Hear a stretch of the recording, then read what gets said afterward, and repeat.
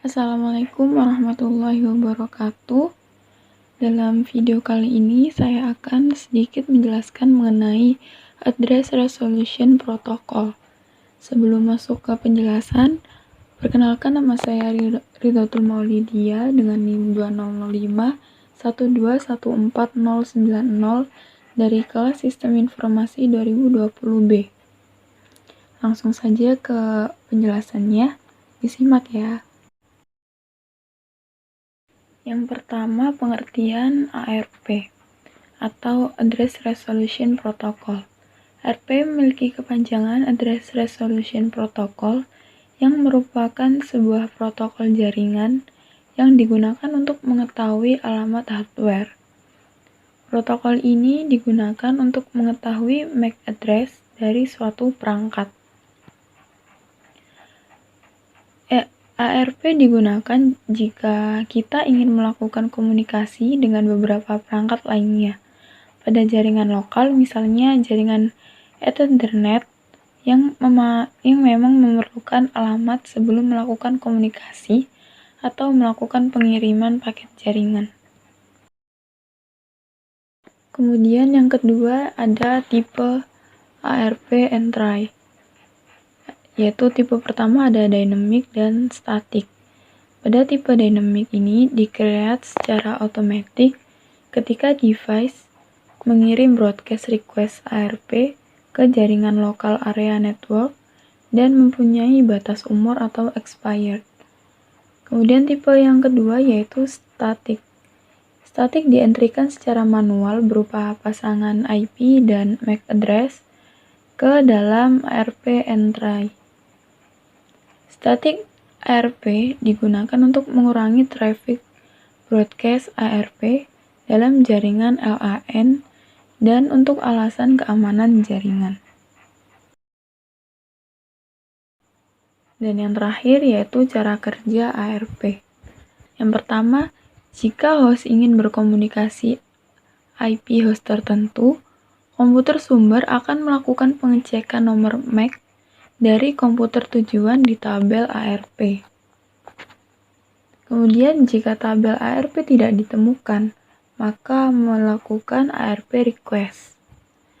Selanjutnya PC1 dengan IP 192.168.1.1 yaitu sumber ingin mengirimkan pesan ke PC3 dengan IP 192.168.1.3 atau ke PC tujuan. PC1 mengirim ARP request secara broadcast, tetapi hanya PC3 yang mengambil ARP request, karena PC2 merasa IP tersebut bukan miliknya. Kemudian PC3 mengirim balik ARP reply beserta MAC address. Setelah itu, pada ARP table, PC1 dan PC2 sudah terisi mapping IP dan MAC masing-masing lawannya. Selanjutnya yaitu praktikum ARP dengan Cisco Packet Tracker. Pertama-tama kita buka aplikasi Cisco terlebih dahulu.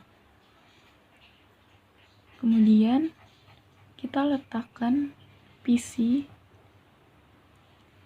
Di sini saya memakai 3 PC. PC1, PC2, dan PC3. Kemudian saya letakkan switch untuk menghubungkan ketiga PC tersebut. Dan sebagai penghubung saya tambahkan kabel strike.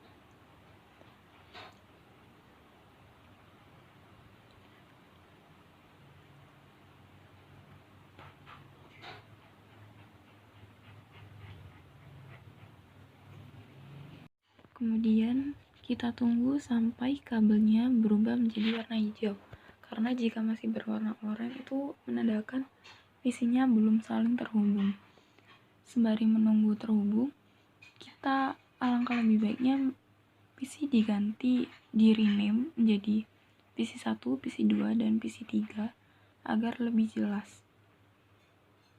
Itu kita isi setiap PC dengan IP. Caranya dengan klik desktop, kemudian pilih IP address, kemudian kita isi dengan angka 192.168.11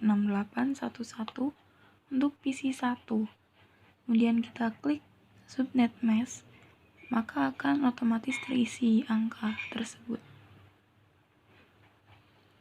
Kita berlakukan yang sama terhadap PC2 dan PC3. Tetapi di belakang angka pada IP address kita samakan dengan PC-nya. PC2 belakangnya dengan angka 2 dan PC3 dengan angka 3.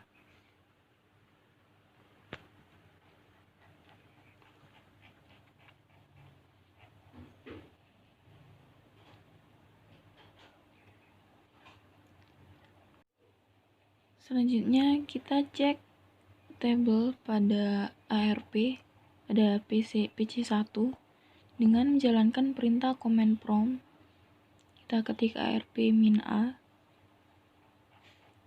dan sudah terlihat di situ ARP masih kosong. Kemudian kita masuk pada mode simulation dan kita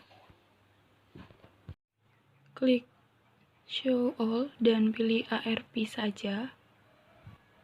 Lalu selanjutnya kita simulasikan untuk mengirim informasi dari PC1 ke PC yang ketiga.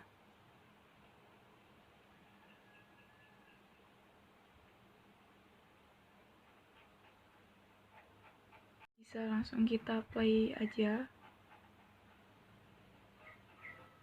Dapat dilihat informasi dari PC1 dikirimkan ke switch dan oleh switch dikirimkan ke PC2 dan PC3.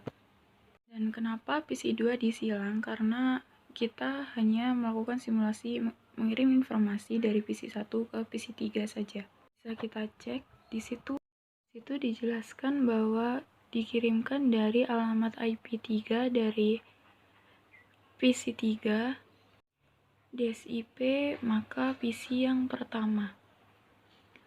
Mungkin itu saja dari saya. Jika ada kesalahan, saya mohon maaf. Terima kasih. Wassalamualaikum warahmatullahi wabarakatuh.